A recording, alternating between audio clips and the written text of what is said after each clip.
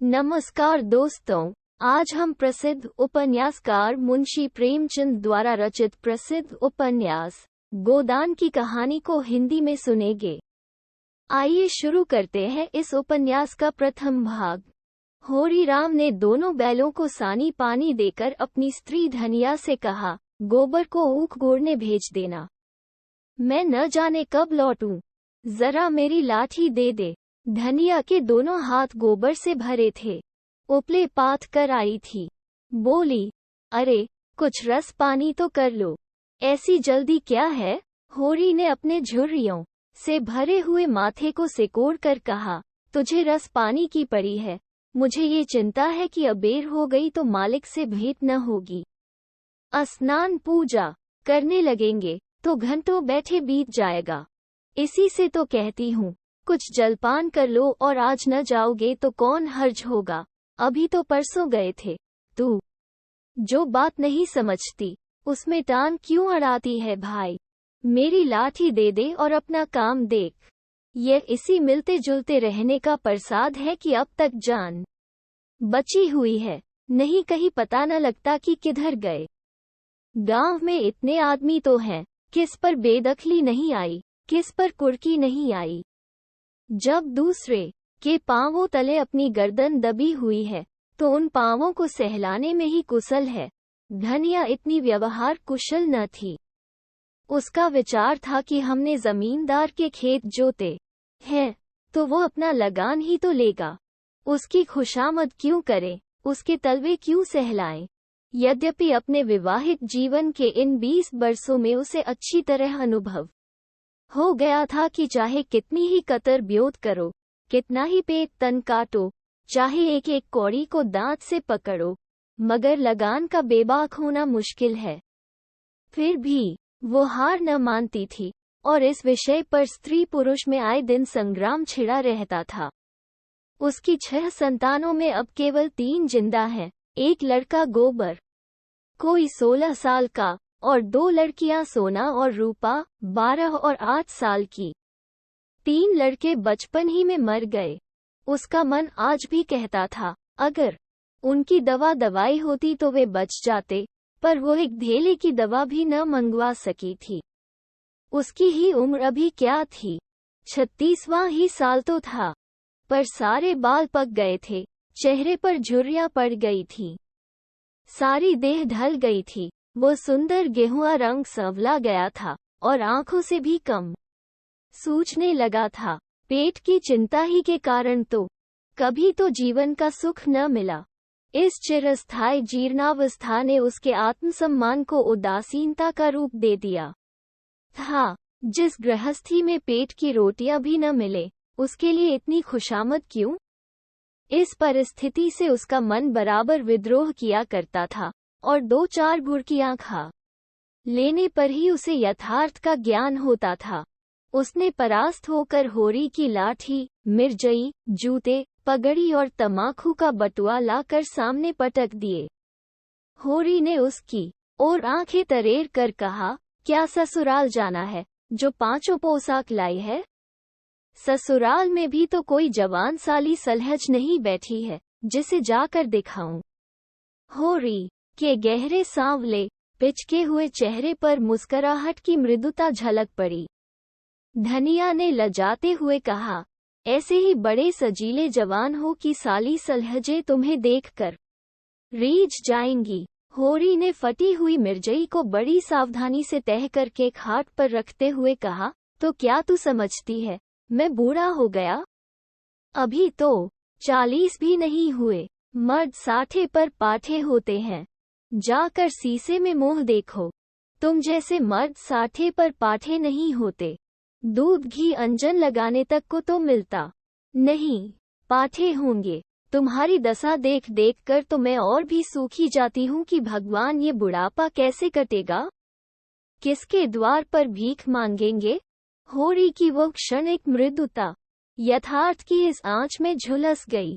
लकड़ी संभलता हुआ बोला, 60 तक पहुँचने की नौबत न आने पाएगी धनिया, इसके पहले ही चल देंगे। धनिया ने तिरस्कार किया, अच्छा रहने दो, मत अशुभ मुंह से निकालो। तुमसे कोई अच्छी बात भी कहे तो लगते हो कोसने।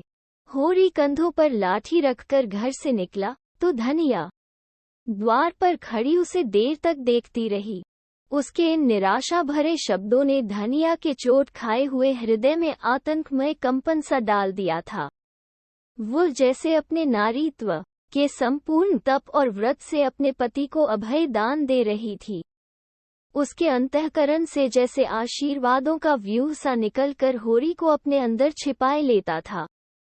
विपन्नता के इस अथाह सागर में सुहाग ही वो तृण था जिसे पकड़े हुए वो सागर को पार कर रही थी। इन असंगत शब्दों ने यथार्थ के निकट होने पर भी मानो झटका देकर उसके हाथ से वो तिनके का सहारा छीन लेना चाहा। बल्कि यथार्थ के निकट होने के कारण ही उनमें इतनी वेदना शक्ति आ गई थी। काना कहने से काने को जो दुख होता है वो क्या दो आंखों वाले आदमी को हो सकता है। होरी कदम बढ़ाए चला जाता था। पगडंडी के दोनों ओर ऊख के पौधों की लहराती हुई हरियाली देखकर उसने मन में कहा, भगवान कहीं गौ से बरखा कर दे और डांडी भी सुभीते से रहे तो एक गाय जरूर लेगा। देसी गाय तो न दूध दे न उनके बछवे ही किसी काम के हों। बहुत हुआ तो तेली के कोल्हू में चले। नहीं, वो पछाई गाय लेगा, उसकी खूब सेवा करेगा। कुछ नहीं तो 4-5 सेर दूध होगा। गोबर दूध के लिए तरस तरस रह जाता है। इस उम्र में न खाया पिया तो फिर कब खाएगा। साल भर भी दूध पी ले तो देखने लायक हो जाए। बछवे भी अच्छे बैल निकलेंगे। 200 से कम की गोनी न होगी। फिर गऊ से ही तो द्वार की शोभा है। सबेरे सबेरे गऊ के दर्शन हो जाए तो क्या कहना। न जाने कब ये साध पूरी होगी, कब वो शुभ दिन आएगा। हर एक गृहस्थ की भांति होरी के मन में भी गऊ की लालसा चिरकाल से संचित चली आती थी।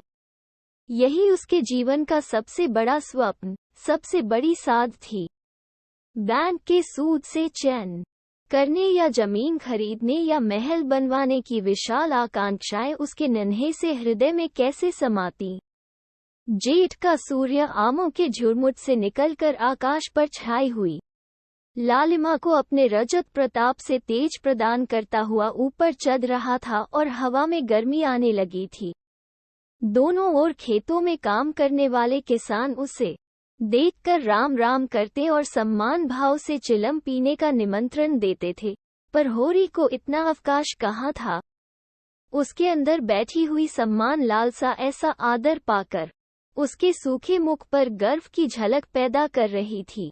मालिकों से मिलते जुलते रहने ही का तो ये प्रसाद है कि सब उसका आदर करते हैं, नहीं उसे कौन पूछता। 5 बीघे के किसान की बिसात ही क्या। ये कम आदर नहीं है कि 3-3, 4-4 हल वाले महतों भी उसके सामने सिर झुकाते हैं। अब वह खेतों के बीच की पगडंडी छोड़कर एक खलेटी में आ गया था, जहां बरसात में पानी भर जाने के कारण तरी रहती थी और जेठ में कुछ हरियाली नजर आती थी। आसपास के गांवों की गौएं यहां चरने आया करती थीं। उस उमस में भी यहाँ की हवा में कुछ ताजगी और ठंडक थी।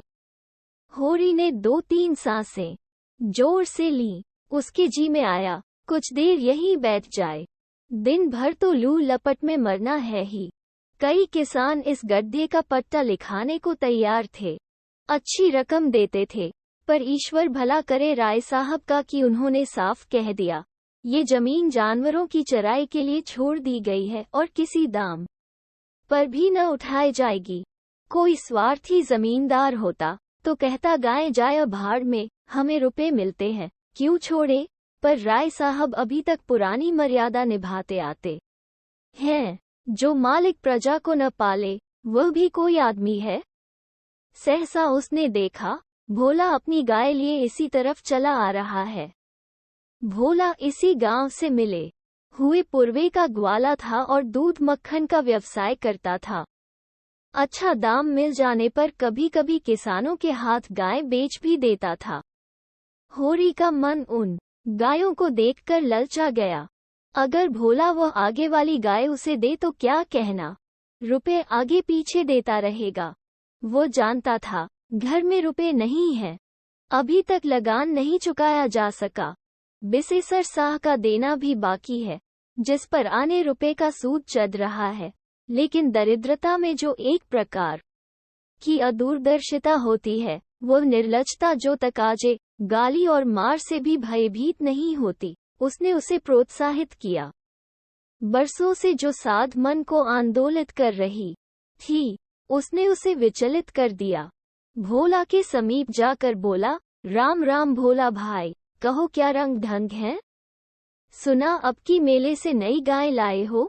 भोला ने रूखाई से जवाब दिया। होरी के मन की बात उसने ताड़ ली थी।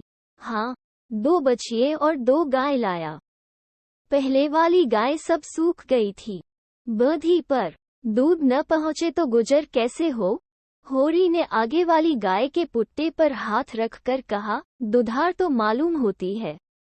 कितने में ली? भोला ने शान जमाई। अब की बाजार तेज रहा महतो, इसके 80 रुपए देने पड़े। आंखें निकल गईं। 30-30 रुपए तो दोनों कलोरों के दिए। 30 पर गाहक रुपए का 8 सेर दूध मांगता है। बड़ा भारी कलेजा है तुम लोगों का भाई, लेकिन फिर लाए भी तो वह माल की यहाँ 10-5 गांवों में तो किसी के पास निकलेगी नहीं। भोला पर नशा चढ़ने लगा। बोला, राय साहब इसके 100 रुपए देते थे, दोनों कलोरों के 50-50 रुपए, लेकिन हमने न दिए। भगवान ने चाहा तो 100 रुपए इसी बयान में पीट लूंगा, इसमें क्या संदेह है भाई? मालिक क्या खा के लेंगे? नजराने में मिल जाए तो भले ले ले। ये तुम ही लोगों का गुर्दा है कि अंजुली भर रुपए तकदीर के भरोसे गिन देते हो। यही जी चाहता है कि इसके दर्शन करता रहूं। धन्य है तुम्हारा जीवन की गौओं की इतनी सेवा करते हो। हमें तो गाय का गोबर भी मयस्सर नहीं। गिरस्त के घर में एक गाय भी न हो तो कितनी लज्जा की बात है। साल के साल बीत जाते हैं, गोरस के दर्शन नहीं होते। घरवाली बार बार कहती है, भोला भैया से क्यों नहीं कहते? मैं कह देता हूँ, कभी मिलेंगे तो कहूँगा। तुम्हारे स्वभाव से बड़ी पर्सन रहती है।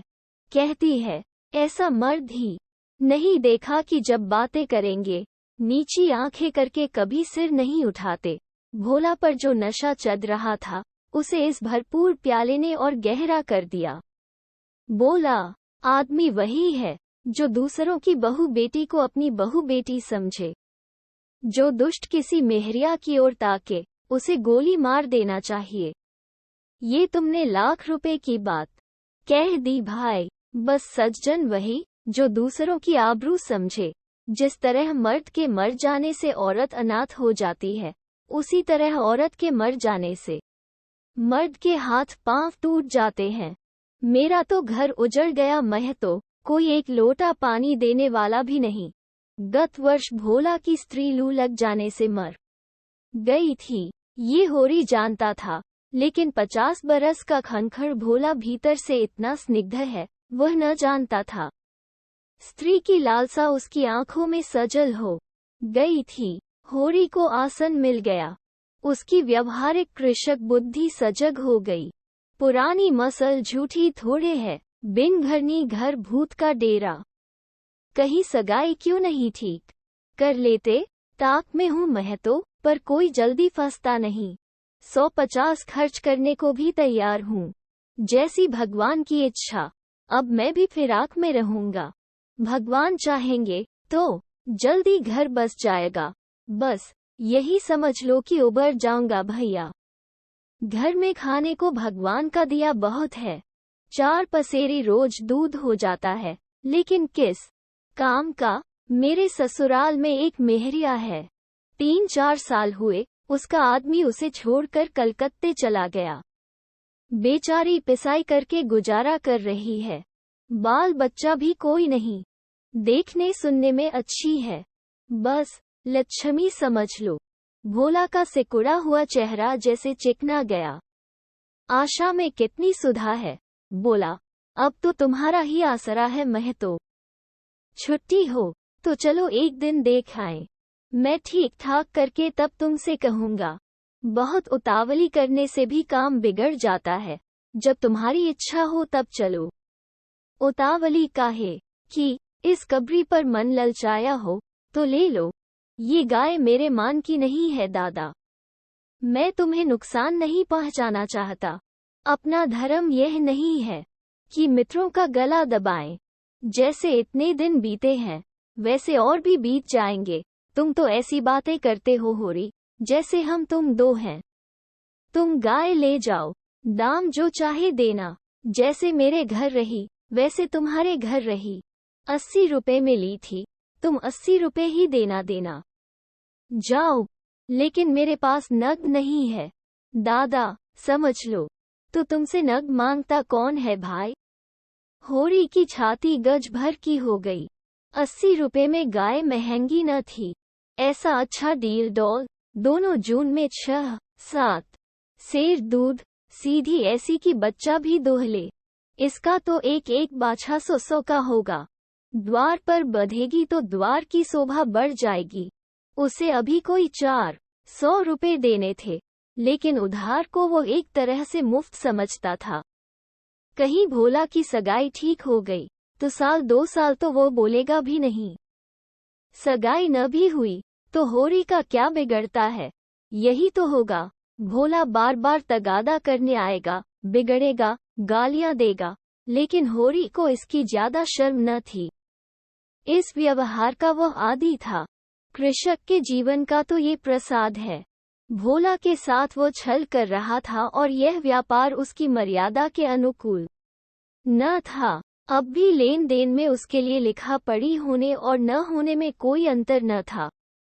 सूखे बूढ़े की विपदाएं उसके मन को भीरू बनाए रहती थीं।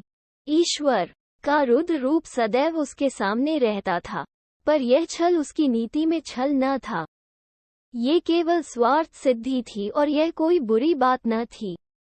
इस तरह का छल तो वो दिन रात करता रहता था। घर में 2-4 रुपए पड़े रहने पर भी महाजन के सामने कसमें खा जाता था कि 1 पाए भी नहीं है। सन को कुछ गीला कर देना और रुई में कुछ बिनौले भर देना उसकी नीति में जायज था। और यहाँ तो केवल स्वार्थ न था, थोड़ा सा मनोरंजन भी था। बुद्धों का बुड़भस हास्यास्पद वस्तु है और ऐसे बुद्धों से अगर कुछ ऐठ भी लिया जाए तो कोई दोष पाप नहीं।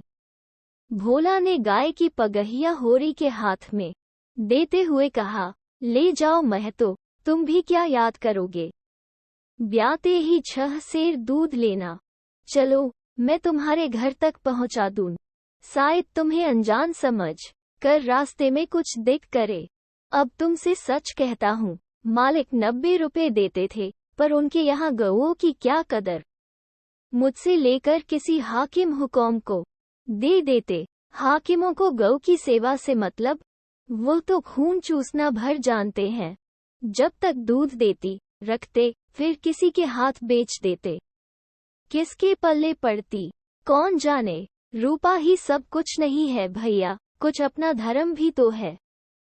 तुम्हारे घर आराम से रहेगी तो यह न होगा कि तुम आप खा कर सो रहो और गऊ भूखी खड़ी रहे। उसकी सेवा करोगे, प्यार करोगे, चुमकारोगे, गऊ हमें आशीर्वाद देगी। तुमसे क्या कहूँ भैया, घर में चंगुल भर भी भूसा नहीं रहा। रुपए सब बाजार में निकल गए। सोचा था महाजन से कुछ लेकर भूसा ले लेंगे, लेकिन महाजन का पहला ही नहीं चुका। उसने इनकार कर दिया। इतने जानवरों को क्या खिलाएं, यही चिंता मारे डालती है। चुटकी चुटकी भर खिलाऊं तो मन भर रोज का खर्च है। भगवान ही पार लगाए तो लगे। होरी ने सहानुभूति के स्वर में कहा, तुमने हमसे पहले क्यों नहीं कहा? हमने एक गाड़ी भूसा बेच दिया। भोला ने माथा ठोक कर कहा, इसीलिए नहीं कहा भैया कि सबसे अपना दुख क्यों रोऊं। बाता कोई नहीं, हंसते सब हैं। जो गाय सूख गई है उनका गम नहीं, पत्ती सत्ती खिलाकर जिला लूंगा, लेकिन अब ये तो रातें बिना नहीं रह सकती। हो सके तो 10-20 रुपए भूसे के लिए दे दो। किसान पक्का स्वार्थी होता है, इसमें संदेह नहीं। उसकी गांठ से रिश्वत के पैसे बड़ी मुश्किल से निकलते हैं। भाव ताव में भी वो चौकस होता है। ब्याज की एक एक पाई छुड़ाने के लिए वह महाजन की घंटों चिरौरी करता है। जब तक पक्का विश्वास न हो जाए वह किसी के फुसलाने में नहीं आता। लेकिन उसका संपूर्ण जीवन प्रकृति से स्थायी सहयोग है। वृक्षों में फल लगते हैं, उन्हें जनता खाती है। खेती में अनाज होता है, वह संसार के काम आता है। गाय के थन में दूध होता है, वो खुद पीने नहीं जाती, दूसरे ही पीते हैं। मेघों से वर्षा होती है, उससे पृथ्वी तृप्त होती है। ऐसी संगति में कुत्सित स्वार्थ के लिए कहाँ स्थान।